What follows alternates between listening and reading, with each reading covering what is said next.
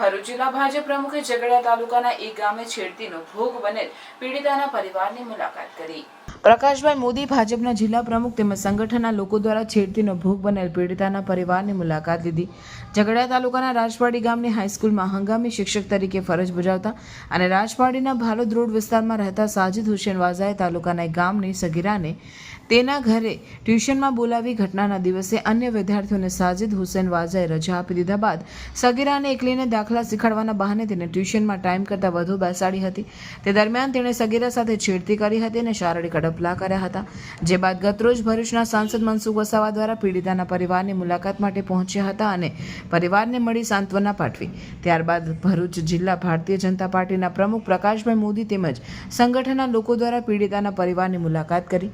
તેઓએ જણાવ્યું કે દોષીને સખતમાં સખત સજા થાય તેવી માંગ કરી, જેની રજૂઆત અમોએ પોલીસ સમક્ષ પણ કરી છે તેમ તેઓએ મીડિયા સમક્ષ જણાવ્યું હતું।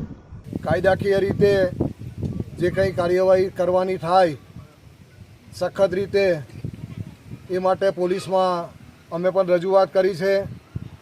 બાળ વિકાસ મંત્રાલય સમક્ષ પણ આ વાત પહોંચી છે।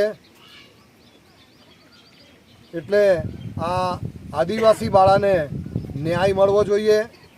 આ શિક્ષકની અગાઉ પણ આવી વર્તણૂક બાબતે ગામના લોકોએ પણ રજૂઆત કરી છે કે અગાઉ પણ 5 થી 7 બાળાઓ સાથે એને આ રીતે એની એકલતાનો લાભ લઈ અને ચેનચાળા કર્યા છે એવી વાત ધ્યાનમાં આવી છે।